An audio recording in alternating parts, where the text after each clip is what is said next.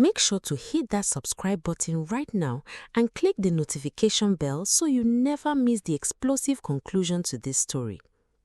The heavy clay pot shattered against the dusty earth of the village square, splashing muddy water all over Kanyinsola's feet as Teniola scrambled backward, gasping for breath. Kanyinsola's eyes burned with a terrifying, venomous rage as she gripped Teniola's shoulders, shaking her violently until the remaining provisions, packets of chin-chin, groundnuts, biscuits, and cubed sugar scattered into the dirt from the heavy plastic basin. You think you are better than everyone else just because the villagers praise your fake kindness? Kanyinsola hissed, her voice vibrating with years of hidden resentment and venom. Teniola's breath hitched, her heart hammering wildly against her ribs as she looked into the twisted face of her closest childhood friend, suddenly seeing a complete stranger. Kanyinsola, please, what did I do to deserve this hatred from you? We have shared everything since we were children. Teniola cried out, tears spilling over her dark skin and cutting clean tracks through the dust on her cheeks. Kanyinsola let out a bitter, hollow laugh, leaning in so close that their foreheads almost touched, her hot breath smelling of rancid palm oil. Your very existence insults me, Teniola. You act so humble, yet you carry yourself like a queen while I am left to rot in the shadows of your perfection. I am tired of eating your crumbs. Just hours before this explosive confrontation, the peaceful village of Iluayo had been thrown into a total frenzy by the sharp, echoing sound of the town crier's iron gong. The elderly man had stood in the center of the bustling market, clearing his throat and declaring that Chief Bello, the wealthy, powerful and highly respected traditional ruler, was seeking a maiden of pure spirit and unwavering integrity to become his rightful bride and queen. The announcement had ignited a frantic ambition across the land, but nowhere did it burn hotter or more dangerously than within Kanyinsola's desperate, poverty-stricken heart. She had rushed immediately to Teniola's small mud hut, seeking solace from the suffocating pressure of her own mind, only to find Teniola quietly unboxing a deep family secret. "Look at this, Kanyinsola," Teniola whispered softly, lifting a breathtaking, ancient coral-beaded bracelet from a tattered, moldy cloth hidden beneath her bamboo bed. The thick beads seemed to catch the morning sunlight, pulsing with a deep, unnatural crimson warmth that felt almost alive. "My dying grandmother gave this to me before she closed her eyes forever. She said it is an ancestral heirloom that signifies absolute truth and spiritual favor. It only responds to a heart completely devoid of malice, and it is destined to guide me to my true path." Kanyinsola's eyes locked onto the glowing piece of royal jewelry, her heart instantly hardened into solid stone. The seed of silent jealousy that she had nurtured for years, watching Teniola receive gifts and praise from customers while she was ignored, suddenly sprouted into a dark, irreversible plot. "It is beautiful," Kanyinsola murmured, her voice dripping with artificial sweetness as she reached out to touch Teniola's cheek, gently wiping away a stray tear of remembrance. "You deserve all the happiness in the world, my sister." She drew Teniola into a tight, suffocating, deceptive embrace, resting her chin heavily on Teniola's shoulder, while her wide eyes remained fixed on the glittering bracelet. "Let me help you prepare for the sacred purification rite at the stream tomorrow. We will show the entire village and the chief who you truly are." Teniola, completely blinded by love and lifelong trust, smiled warmly through her tears, leaning deeply into her friend's touch. "Thank you, Kanyinsola. I do not know what I would do without your beautiful heart." The next morning, the sacred stream was alive with the thunderous sound of singing, clapping, and splashing water as the village maidens gathered for the purification ritual, a strict traditional test of ultimate truthfulness before presenting themselves to Chief Bello. The atmosphere was thick with anticipation and nervous energy. Teniola stood by the edge of the rushing water, carefully placing her provisions basin and the sacred heirloom bracelet on a smooth, flat rock near the bank. Kanyinsola stood right behind her, her hands trembling with a volatile mix of fear and ruthless adrenaline. "Are you ready, Teniola?" Kanyinsola whispered, her voice barely audible over the roaring stream and the chanting of the elders. "I am ready," Teniola replied, turning around with a bright, innocent smile that radiated absolute purity.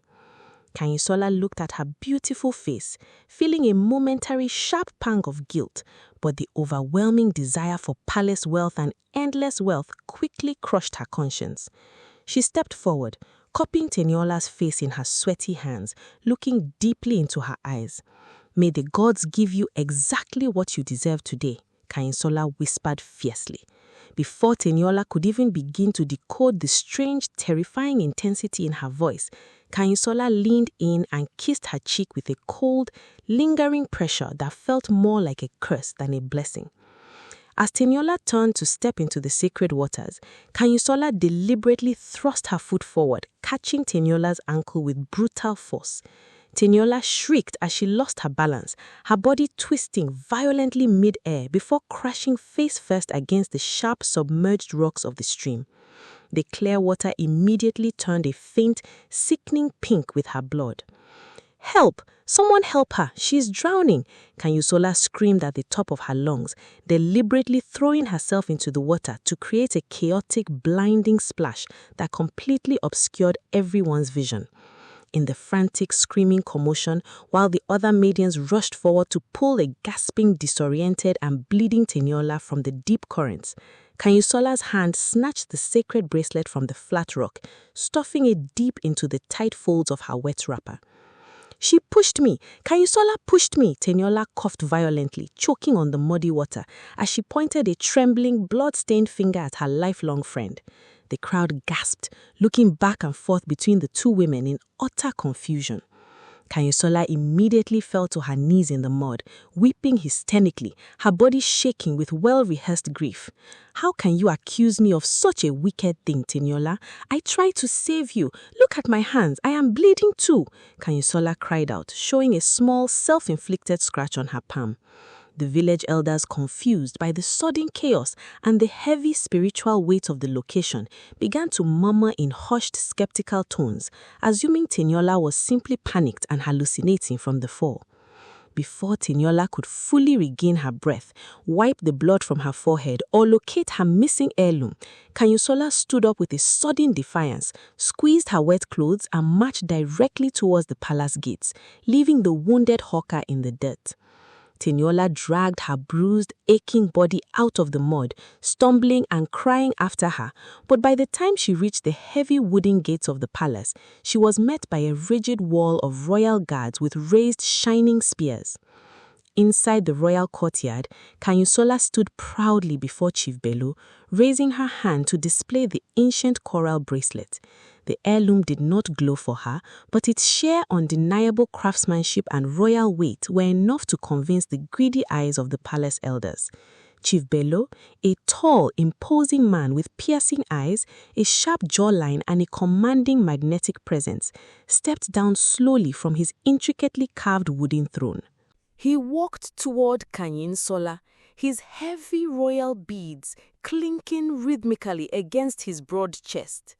He looked intensely at the bracelet, then up at her beautiful, perfectly composed face, sensing a strange coldness but choosing to ignore it. "You'd bring the token of the ancestors," Chief Bello declared, his deep voice echoing powerfully off the high palace walls. "Therefore, you shall be received as the chosen one, the light of my home."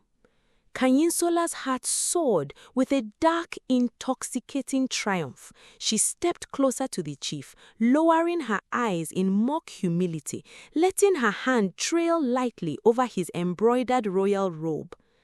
"I live only to serve you, to comfort you, and to rule by your side, my king," she whispered smoothly, stepping firmly into his personal space. Chief Bello, drawn to her striking beauty and the physical proof she carried, reached out, placing his large warm hand beneath her chin and lifting her face to meet his burning gaze. He leaned down, pressing a firm, passionate and authoritative kiss onto her lips, sealing her entry into palace life and claiming her as his own. Outside the gates, Teniola pounded her raw, bloody fists against the unforgiving wood, her voice cracking with pure agony and desperation. "She is a thief! That bracelet belongs to my grandmother! Please let me speak to Chief Bello! She is deceiving the entire kingdom!" The guards pushed her back roughly, laughing at her torn clothes and disheveled appearance. "Begone, you crazy provisions hawker. Look at you. You smell of cheap biscuits and river mud. The chief has already chosen his bride, and she sits on gold inside, receiving his embrace. Go back to the market where you belong." Teniola collapsed onto the dusty road, clutching her bleeding knee as the massive palace gates shut tightly with a heavy, deafening thud, locking her out in the cold world, entirely stripped of her birthright. The heavy metallic clang of the palace gates locking left an echoing silence in Teniola's ears, matching the hollow ache opening in her chest.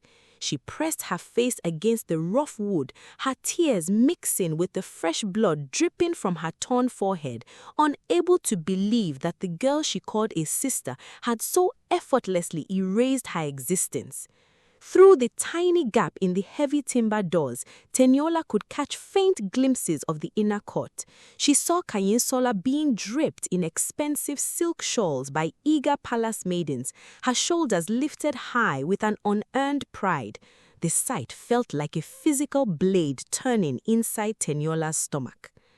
As Kanyinsola was guided toward the inner chambers, she suddenly paused and turned her head back toward the main gate, knowing Teniola was weeping just on the other side. A cold, mocking smirk spread slowly across Kanyinsola's lips. She deliberately raised her wrist, catching the faint glint of the stolen coral beads through the gap, silently flaunting her stolen destiny to the girl bleeding in the dust. "You are nothing but a common market hawker," Kanyinsola whispered to herself, turning her back on the gate with a sharp, dismissive flick of her wrapper. "Your place is in the dirt, and my place is on the throne." The royal guard stood shoulder to shoulder before the gate, their iron spears crossed in a rigid, impenetrable wall that kept Teniola entirely isolated from the justice she desperately sought. One of the larger guards took a step forward, his heavy leather sandals crushing a dropped packet of Teniola's chin-chin into the dirt. "Are you still here, girl? If you do not take your broken basin and leave this perimeter immediately, we will throw you into the palace dungeon for disturbing the peace of the chief's new bride." Teniola swallowed the bitter lump in her throat, her body trembling with a mixture of raw grief and escalating anger as she realized that for now, the lie had won completely. She dragged herself upright, using the palace wall to balance her weight on her injured knee, and slowly gathered her scattered goods from the dust, knowing that her long and painful journey towards the truth had only just begun. If you are enjoying this intense betrayal, please like this video, leave a comment below, and subscribe to our channel for part 2. It keeps the story alive.